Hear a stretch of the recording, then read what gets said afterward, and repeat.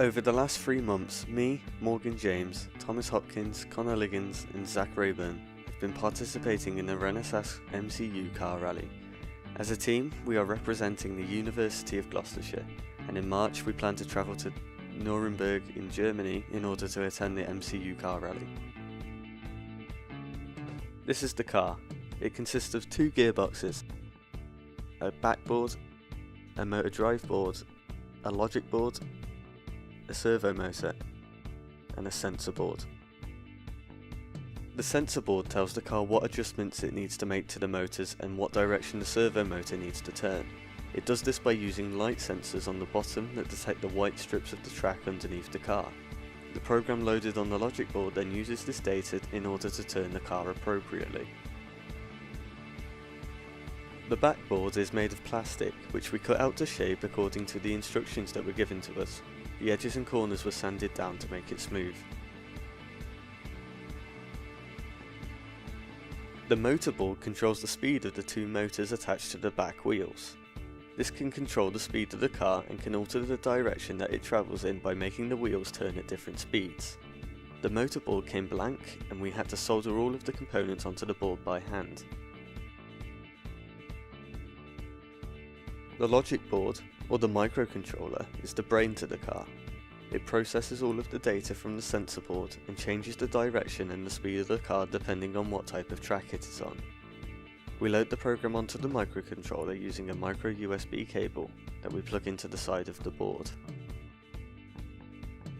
The servo motor controls the direction that the car travels by pivoting on an axis. It is controlled by the microcontroller and controls the front half of the car.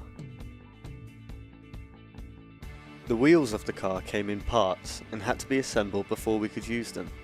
We then attached the wheel axles to the board and attached the wheels to the axles by screwing them in place. The power supply wiring had to be made from scratch using just wires, battery clips and heat shrink wrap. We soldered the battery clips together in series, soldered the wires to the switches. We then mounted both the switches and the battery clips onto the backboard.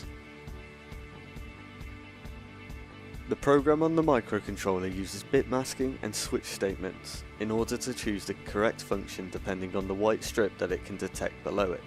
For example, if it can detect that it is on a straight piece of track, the servo motor will straighten and the car will speed up. If the car detects a bend in the track, it will start to slow down and the servo motor will attempt to move to straighten out the car.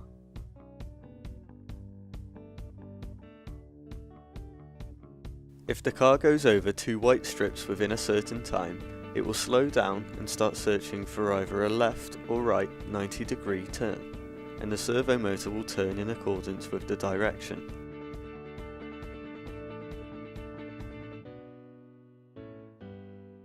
To start the car, we first align it on the track. We then turn on both the motor drive board and the microcontroller logic board, using the switches mounted on top of the backboard. We then place an object in front of the car such as our hand or a piece of the track. This tells the car to wait. We then press the button on top of the motor board and lift the objects blocking the car. The car will then drive. To calibrate the sensor board, we had to plug the logic board into the laptop we were using. This allowed us to control the servo motor using the keys on the keyboard of the laptop. We then correctly adjusted the values so that the servo motor was giving the logic board the correct angle when it was centered.